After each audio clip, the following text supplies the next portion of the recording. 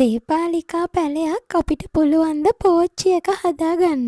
ඔයාලා මොකද හිතන්නේ ඒ ගැන? අද වීඩියෝ එකෙන් අපි කතා කරමු සේපාලිකා පැලයක් කොහොමද බඳුන්ගතව හදාගන්නේ කියලා. මේ ඔයාලට පේන්නේ අඩියක් වගේ උස සේපාලිකා පැලයක්. බලන්න ඒකේ මල් පොහොට්ටු හැදිලා තියෙන හැටි.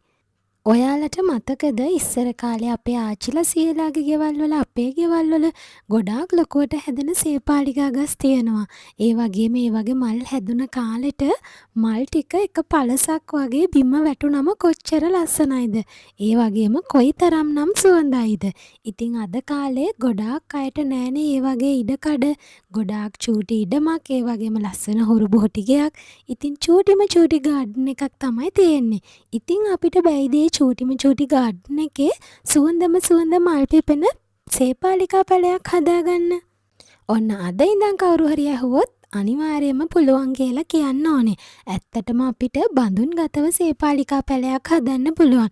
බඳුන්ගතව හදපුවාම බිම හදනවා වගේ ගහ ගොඩාක් උස යන්නේ නැහැ. අපිට ලස්සනට කප්පාදු කරලා හදන්න පුළුවන්. මෙන්න මේ ඔයාලට පේනවා වගේ චූටි කාලේ ඉඳන්ම මල් එනවා. සේපාලිකා කියලා කියන්නේ ඉතින් අපි හැමෝම දන්න සුවඳවත්ම මලක්නේ. ඉතින් අපි ආසයිනේ අපේ ගාඩන් එකේ ඒ වගේ සුවඳ හමන මල් තියෙනවා. ඉතින් ඔන්න ඔයාලට පුළුවන් බඳුන්ගතව හරිම ලස්සන සේපාලිකා පැලයක් හදාගන්න. ඉතින් ඔයාලටත් ඔයාගේ ගාඩන් එකේ ගොඩාක් ඉඩකඩ නැති වුණත් ඉරාවුව තියෙන හොඳට සූර්යාලෝකයේ වැටෙන තැනක මේ සේපාලිකා පැලයක් හදන්න පුළුවන්. මම ඔයාලට හැම වීඩියෝ එකේම හැම වෙලේම රිමයින්ඩ් කරන්නේ සූර්යාලෝකය අපේ මේ මල් වලට ගොඩාක් බලපාන නිසා.